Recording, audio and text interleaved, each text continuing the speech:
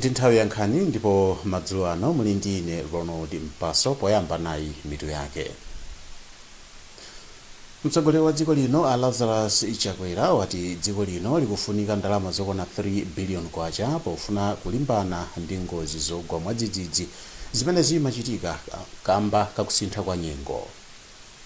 Komiti ya kunyumba ya malamulo yapempha boma kuti lichite changu kubweretsa bilu ya fetereza kuti ithandize pakagulidwe komanso kugulitsa kwa fetereza mdziko muno. Ndipo makampani a Airtel Malawi ndi TNM apempha thandizo pofuna kulimbana ndi mchitidwe wakuba kudzera mafoni am'manja. Titi zimenezi ndi zina zambiri tiyeni tikhalire limodzi.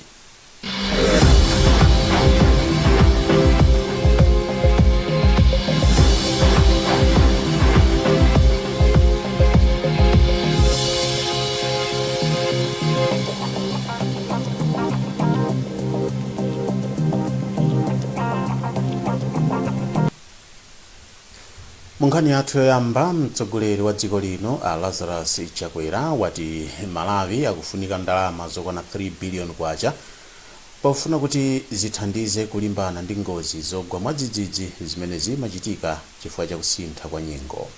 Achakwera alankhula izi pamene amatsegulira msonkhano wa masiku awiri umene akuluakulu a boma ndi ena akukambirana za zimene dziko lino lingachite pofuna kulimbana ndi kusintha kwa nyengo.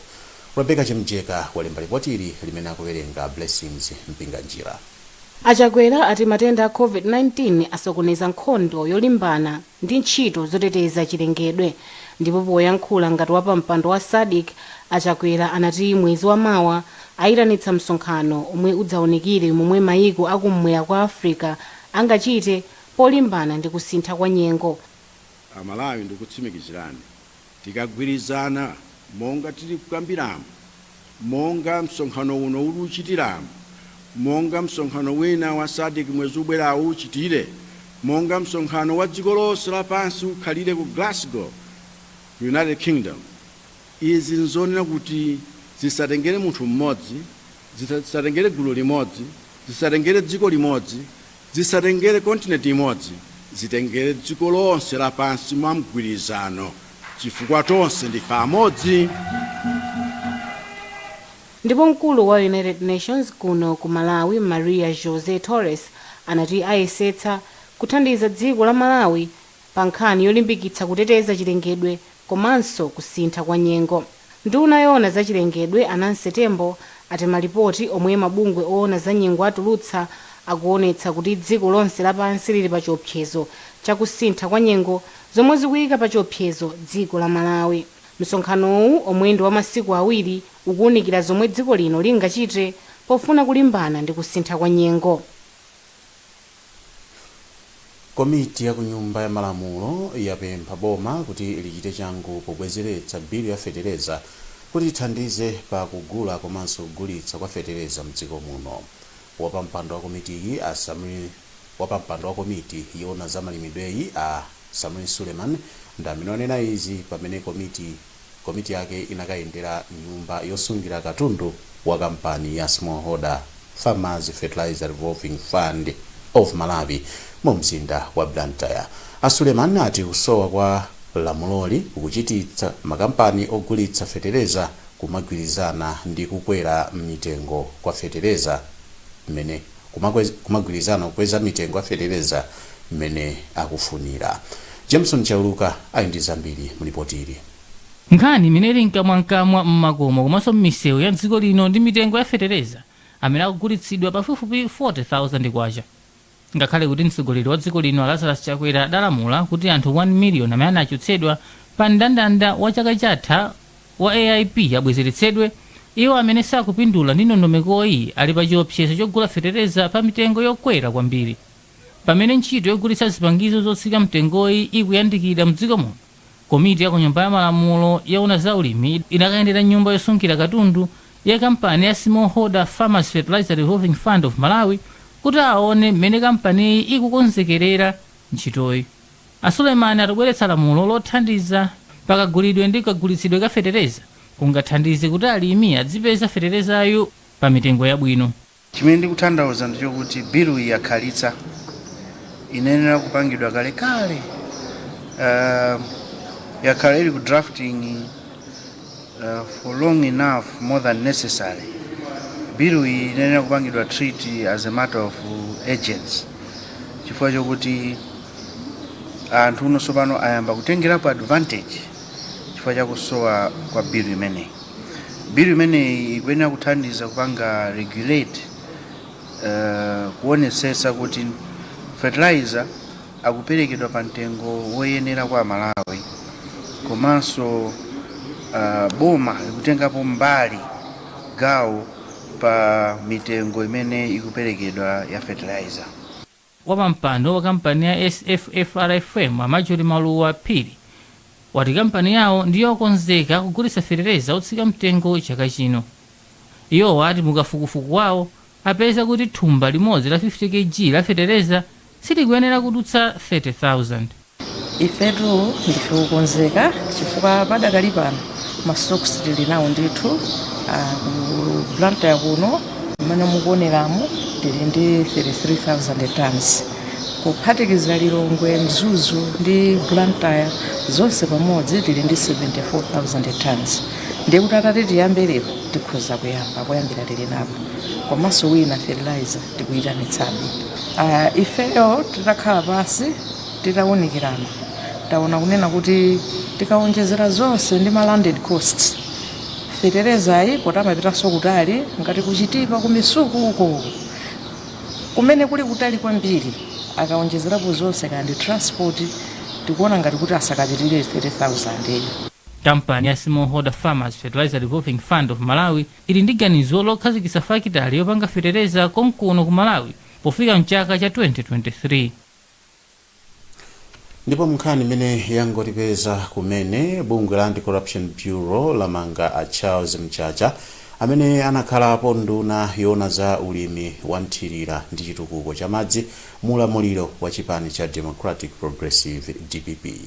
Malingana kalata imene mkulu ona zofalitsa nkhani ku bungwe eliya Egrita Mdala walemba, Amchacha awamanga kamba kakuti sanagwire bwino ntchito yawo. Amchacha awamanga pamodzi ndi akuluakulu ena ku nduna,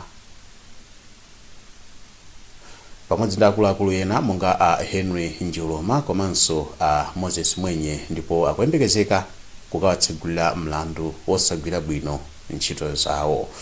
Tikupatsirani zambiri mu nkhani zathu zotsatira. Makampani a Airtel Malawi komanso TNM apempha thandizo pofuna kulimbana ndi mchitidwe wakuba kudzera mafoni am'manja mdziko muno. Akuluakulu a makampani awiriwa auza komiti yoona zofalitsa nkhani ku nyumba ya malamulo kuti kugwiritsa ntchito mafoni pakati pa akaidi ndi njira imodzi imene anthu akumabera mdziko muno. Wezi Gausi aitilipotiri. Mkulu wa Airtel Money mdziko muno Polekapo Ndekana wati dziko lino kuti lifike pothana ndi mchitidwewu pakufunika kuti anthu agwirire ntchito limodzi.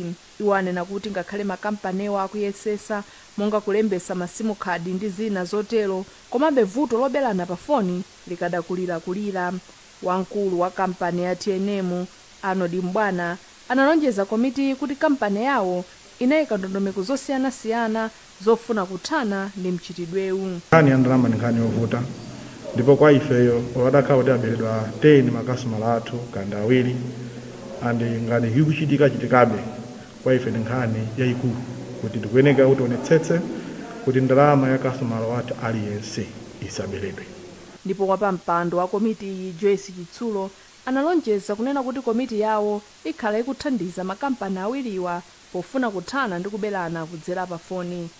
Komiti yoona zofalitsa nkhani ku nyumba ya malamulo inakumana ndi awiri makampani awiri amene amapanga makamaka za mtengatenga za Airtel ndi a TNM. Cholinga chenicheni kunali kufuna kuti tione kuti kodi akupangapo chani iwo ngati makampani amene amatitumikira Malawi pa nkhani yokhudza kuba kumene kupachitika, pa nkhani yokhudza mwina Airtel Money yampamba ndi zina zotero.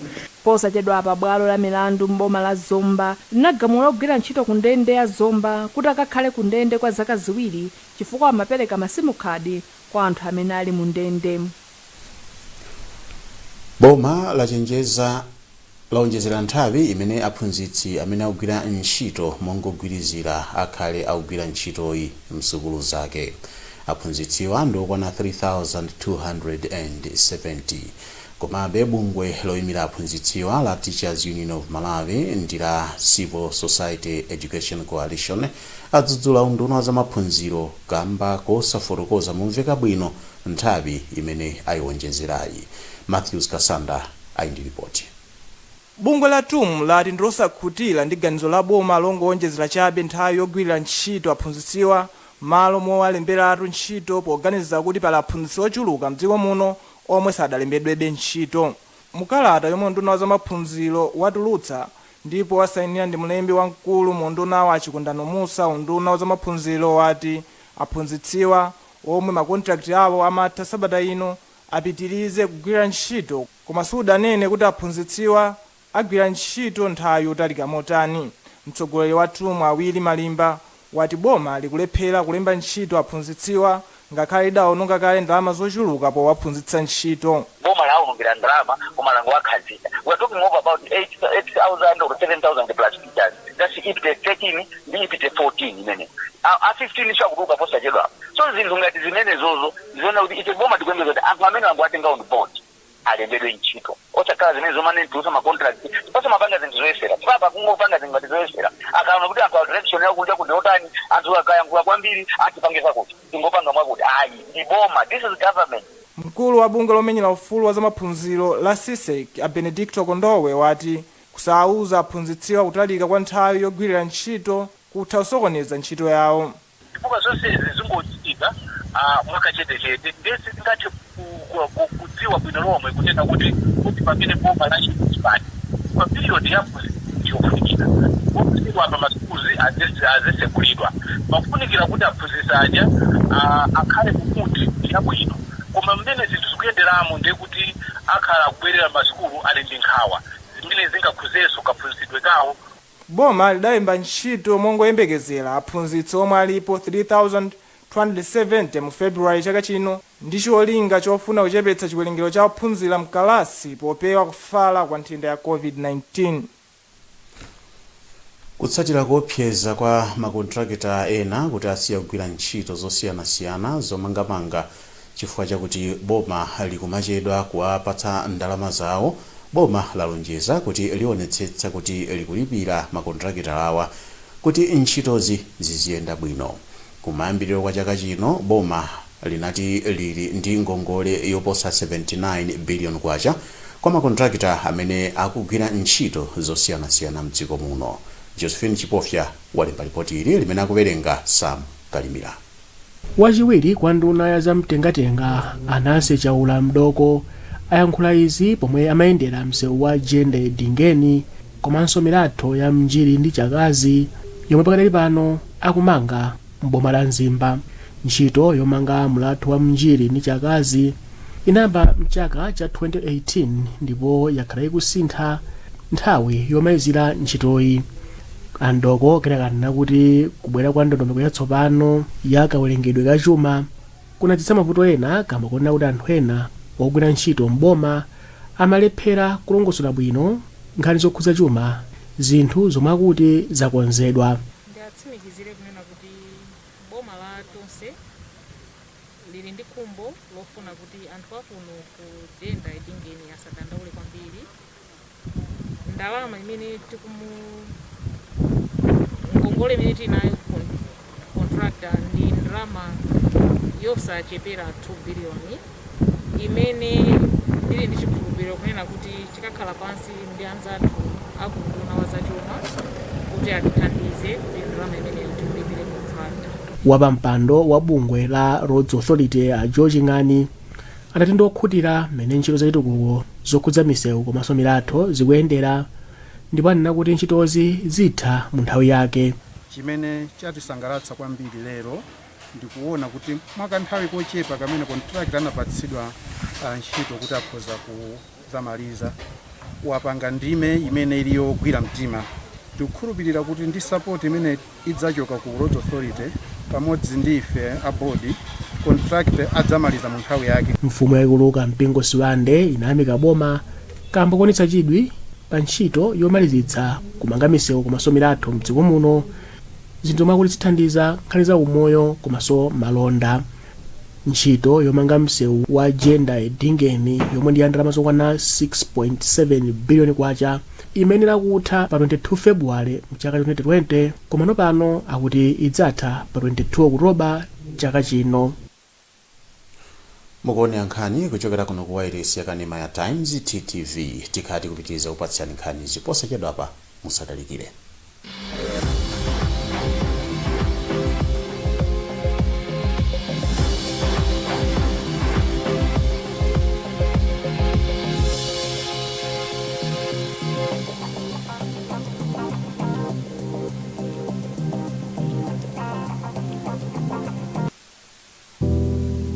Kumanga zinthu zokhalitsa, kumanga kwaphweka. Ngati mukufuna katundu komanso zipangizo zomangira nyumba, musachedwe, bwerani ku shopu yathu ya Cash Build kulimbe. Kumeneku mukapeza zinthu zosiyanasiyana komanso zolimba pa mtengo wa zii. Kumeneku kuli ma new light ceiling boards, garage doors, aluminium ndi steel window frames mwazina. Bwerani mudzazionere nokha. Ife a Cash Build timanyamula kukasiya katundu imwe mwatigula kumadera ozungulira Blantyre mwaulere. Komanso timapereka upangiri pa zinthu zomwe mukufuna. Mukafuna zambiri mutipeza pa www.cashbuild.co.za kapena bwerani pa nyumba ya City Plaza tisanafike pa Yanakis. Shopu yathu ili pafupi ndi Electra Sales mu Masauko Chipembere Highway kulimbe. Tiyimbireni lero. Cash Build, kugula zinthu zolimba pa mtengo wa zii.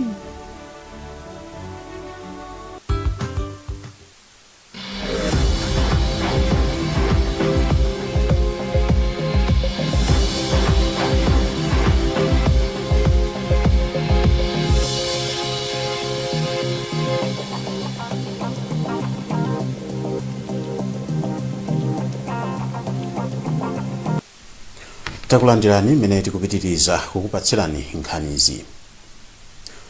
Bungwe la Malawi Investment and Trade Center lati nkofunika kwambiri kuti amalonda mdziko muno azigwira ntchito limodzi kuti akwaniritse kumatumiza katundu kunja kwa dziko lino. Wapampando wa bungweli a Carl Chokoto wati dziko lino lapeza mwayi wochuluka otumiza katundu kunja, ndipo ndikofunika kwambiri kuti a business azigwira ntchito mogwirizana kuti akwaniritse kupereka katundu ku misika ya kunjayi. Achokoto akufotokoza. Amiya ananena izi lachitatu pomwe amayendera ntchito yomanga nyumbazi kuipia chizolowezi ichi chonena kuti mpanga ndekha osalumikizana ndi ena kuyika zinthu pamodzi ndi kupindula tonse zimenezozo ndekuti sizitipindulira kwenikweni.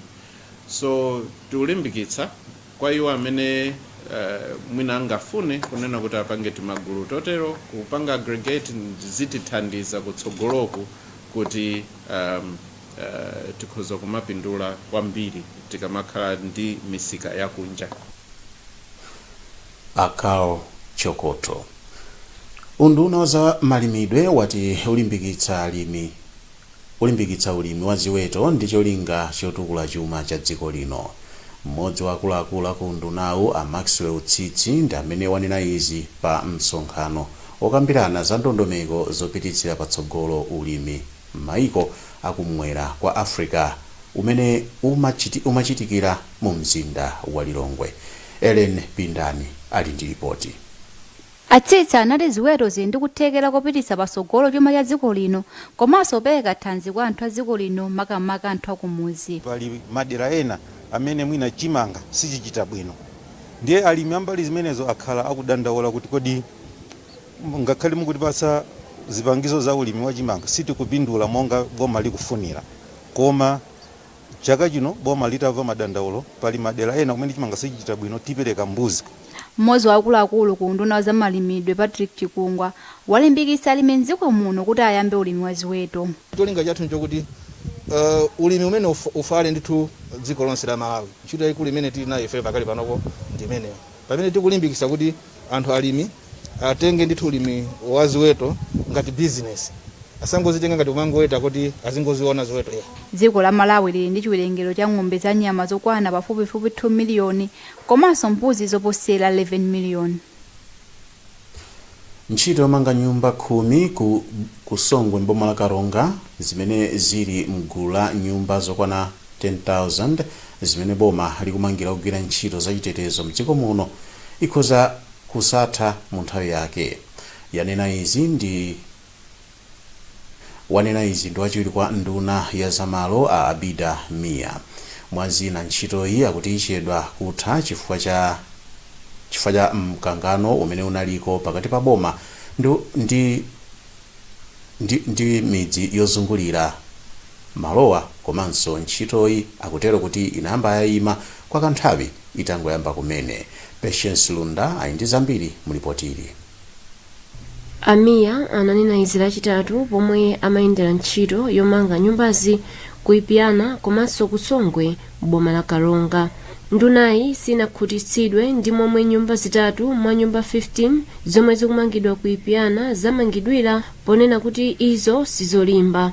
Ku Songwe ntchito yomanga nyumba 10 inayima kaye kwa kanthawi chifukwa anthu ena m'mudzi anauza kontrakta omanga nyumbazi kuti malo omwe amafuna kumangapowa anali yawo. M'mawu awo Amiya anati unduna wawo uchilimika kuonetsetsa kuti ntchito yomanga nyumbazi ikuyenda bwino ndi cholinga choti zimangidwe zolimba komanso mu nthawi yake. Tinachedwa chifukwa cha malo koma kuipyana ayenera kumaliza mu December and mwene ndikuonera manyumba amene adzatha mu December. M'mawu ake kontrakta wa ntchitoyi a Clement Mukumbwa anati nyumbazi zimayenera kumangidwa mu nthawi yokwana miyezi 12 koma anati kukwera kwa mitengo kwa zipangizo zina zomangira kukusokoneza ntchitoyi. Anali woipa katika aponza kuti akhale kuti chikoza manga bwinobwino kuti azipangizo manga ma drawings ndi zina zotero sanabwere msanga. That's why tikanga tililepo imene. Nyumbazi zomwe zilipo 25 zikumangidwa ndi ndalama yokwana 1.3 billion kwacha. Banki ya FDH yapereka ndalama zokwana 1.5 million kwacha ku bungwe la atolankhani olemba nkhani zachilengedwe. ndalamayi ithandiza atolankhaniwa pa msonkhano wawo wapachaka umene uchitikire ku Lilongwe mwezi wa mawa. ndipo ofalitsa nkhani ku banki iyi a Lorraine Chikula wati ntchito imene atolankhaniwa amagwira imagwirizana ndi ntchito zawo zosamala chilengedwe. Ife monga banki takhala tikuona muzaka zambuyomu ntchito zimene Association of Environmental Journalists makhala kugwira ndipo tinaona kuti ayi ndi chanzeru kuti akamapanga mkumano wa chaka chino tithandizeko kumbali ya ma awards. Tithandiza ma awards atatu 1.5 million ipita ku ma awards amenewa. Komanso ifeyo monga FDH Bank timagwira ntchito ziwiri zitatu kumbali ya kuteteza chilengedwe.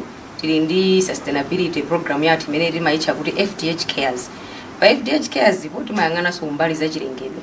Nde zimene akhala kupanga Association of Environmental Journalists zinagwirizananso zimene ifeyo tikupanga. Ndipo pofika chaka cha 2024 tofuna titadyala mitengo yokwana 1 million m'Malawi muno kuti titeteze nafenso chilengedwe kumbali yathu. Ofalitsa nkhani ku FDH Bank a Lorraine Chikula. Nkhani zathu nzomwezi koma tisanasiyane nayinso mitu yake. Mtsogoleri wa dziko lino a Lazarus Chakwera wati dziko lino likufunika ndalama zokwana 3 billion kwacha pofuna kuti lilimbane ndi ngozi zogwa mwadzidzidzi zimene zimachitika kamba kakusintha kwa nyengo. Komiti ya kunyumba ya malamulo yona za ulimi yapempha boma kuti lichite changu kubweretsa bilu ya fetereza kuti ithandize pa kugula komanso kugulitsa kwa fetereza mdziko muno.